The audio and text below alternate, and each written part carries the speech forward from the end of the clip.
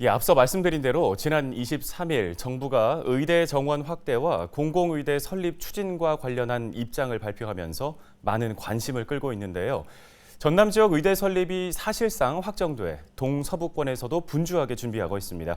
의대 설립을 위해 서부권에서는 어떤 노력을 할지 김원희 국회의원과 함께 얘기 나눠보도록 하겠습니다. 의원님 안녕하십니까? 안녕하세요.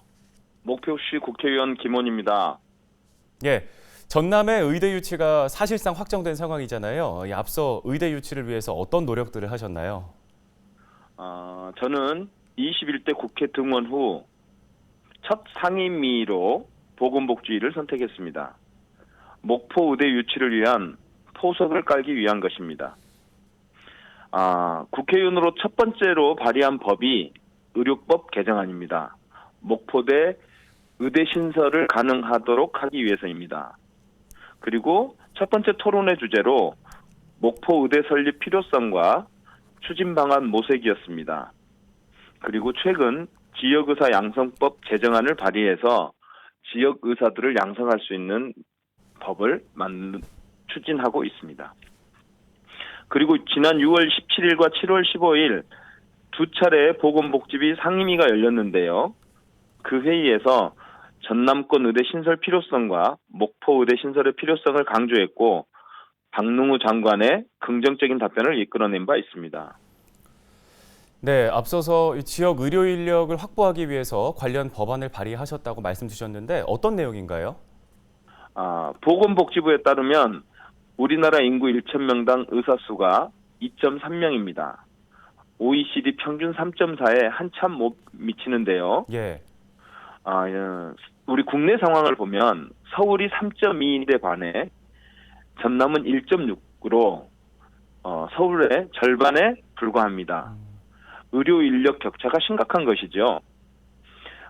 특히 최근 코로나19 대응 과정에서 지역별 의료 인력 격차, 지역별 의료 수준 격차, 공공의료 기반 미흡, 호흡기, 감염내과 등 필수 과목 전문 인력 부족 등 지역 간 의료 불균형 문제가 적나라하게 드러난 바 있습니다.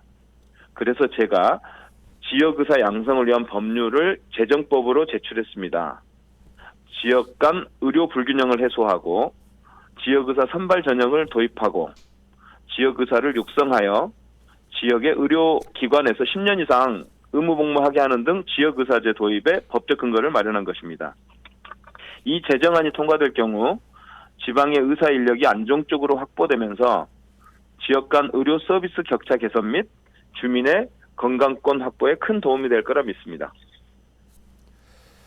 네, 이제 이 의대가 어디에 들어서게 될지도 큰 관심인데 의대 유치를 두고 경쟁이 좀 치열해지는 것 같습니다. 전남 서부권의 의대 설립 당위성에 대해서 얘기를 좀 해주신다면요.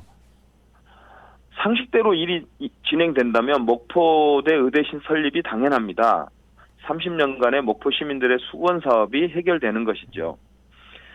서남권은 수많은 섬으로 이루어져 있어서 골든타임을 놓칠 경우 제대로 된 치료를 못 받아 심각한 상황에 이르게 되는 경우가 많습니다. 응급의료 시스템이 미흡한 것이죠. 이런 문제를 해결하기 위해 서남권 의대, 목포 의대가 반드시 필요합니다. 네, 전남 지역의 의대 설립이 기정사실화된 지금 상황에서 이제 전남 서부권의 의대 유치를 위해서 지역에서는 어떤 노력들이 더 필요하다고 보십니까? 말씀드린 대로 목포대 의대 유치의 시급성, 절박성, 필요성, 공공성 등을 복지부, 교육부 등 중앙부처와 청와대 당을 설득해야 합니다. 목포, 무안, 신안, 영암, 진도, 해남 등 서남권 주민들의 관심과 참여가 매우 중요합니다. 예, 최근에 김용록 도지사는 동부권과 서부권 모두에 의대를 설립할 수 있도록 하겠다 이런 입장을 밝혔거든요. 도지사의 이 의견이 실현 가능성이 있다고 보시는지도 궁금합니다. 두 지역 모두 서남권과 동부권 모두 의대를 설립할 수 있다면 전남도민의 한 사람으로서 대환영입니다. 하지만 보건복지부, 교육부, 기획재정부 등의 동의가 필요한 사항이어서 현재 그 부처들의 분위기는 쉽지 않은 상황인 게 사실입니다. 의대 신설 및 신설되는 의대의 정원을 최대한 확보해서 서남권과 동부권 상생 방안을 찾기 위해 노력하겠습니다. 감사합니다. 예, 잘 알겠습니다. 오늘 관련 말씀은 여기까지 듣겠습니다. 고맙습니다.